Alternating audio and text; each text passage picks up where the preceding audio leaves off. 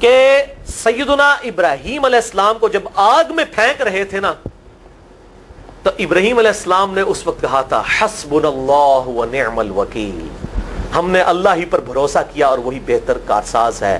اور تمہارے نبی صلی اللہ علیہ وسلم کو بھی جب مصیبت اور پریشانی آتی تھی وہ بھی پڑھا کرتے تھے حسبنا اللہ و نعم الوکیل، ہم نے اللہ ہی پر بھروسہ کیا اور وہی بہتر کارساز ہے. اس کے بعد وہ شعر جو بنا دیا نا، نعم المولا و نعم النصیر، ویسے الگ سے آیت ہے، لیکن یہ شعر نہیں بنانا، بس اتنا ہی وظیفہ ہے، حسبنا اللہ و نعم الوکیل. اور یہ جو انہوں نے کہا کہ نبی صلی اللہ علیہ وسلم بھی یہ کہتے تھے، اس کا ذکر الحمدللہ قرآن میں بھی موجود ہے، اس سے بھی بڑھ کر سورہ آل عمران کی 173 نمبر آیت میں ہے کہ جب نبی صلی اللہ علیہ وسلم اور اہل ایمان کو یہ خبر پہنچی کہ کافر ان کے خلاف سازشیں کر رہے ہیں، تو نبی اور اہل ایمان نے پکارا حسبنا اللہ و نعم الوکیل. تو حسبنا اللہ و نعم الوکیل قرآن کی آیت بھی ہے، اور یہ ہے وہ آیت، وظیفہ قرآن میں آیا ہوا ہے، یہ آل عمران 173 اور صحیح بخاری 4563. اور مجھے بڑا وجد آیا کہ ابراہیم علیہ السلام کو جب آگ میں پھینکنے لگے تھے، انہوں نے اس وقت اللہ کو ان الفاظ کے ساتھ پکارا حسبنا اللہ و نعم الوکیل. اچھا، یہ جتنے بھی وظیفے ہیں نا میرے بھائیوں، ان کا فائدہ اسی وقت ہے جب آپ کو ترجمہ بھی ان کا آتا ہوگا، ورنہ آپ روزانہ جتنی مرضی تسبیح کھینچتے رہے کوئی فرق نہیں پڑے گا. اس لیے میرا ایک پرسنل مشورہ ہے کہ جب بھی یہ وظیفے پڑھے نا آپ، اردو ترجمہ بے شک آتا بھی ہو رہا ہے، ایک دفعہ اپنی زبان میں اس کو ریپیٹ کریں. یعنی آپ پڑھیں حسبنا اللہ و نعم الوکیل، میں نے اللہ ہی پر بھروسہ کیا اور وہی بہتر کارساز ہے. آپ دیکھیں یہ صوت القرآن چینل میں جب وہ عربی چل رہی ہوتی ہے، جیسے ہی وہ مراج الدین خان کا ترجمہ شروع ہوتا ہے نا، کیسے کب کبھی تاری ہو جاتی ہے، کیونکہ وہ ہماری زبان میں بات ہو رہی ہوتی ہے نا. ابھی تو نہیں قیام اللیل میں رو رہے ہوتے، ان کی زبان میں بات ہو رہی ہوتی ہے، اپنی زبان کا اثر ہوتا ہے. اسی طریقے سے آپ لا الہ الا انت سبحانک انی کنت من الظالمین، یا حسبنا اللہ و نعم الوکیل، یا حی یا قیوم برحمتک استغیث، جو بھی وظیفے پڑھیں نا، ایک دفعہ ان وظیفوں کو جب آپ الگ سے دعا مانگ رہے ہوں، اس وقت اس کو آپ اپنی زبان میں بھی دہرائیں.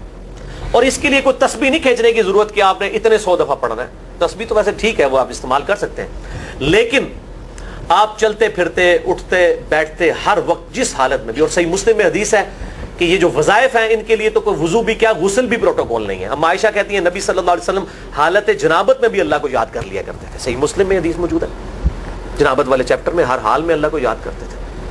اور جو قرآن میں بھی دعائیں یا اذکار آئی ہیں نا، جب آپ حالت جنابت میں بھی اس کو کریں گے نا، تو اس پہ قرآن کا حکم نہیں لگے گا.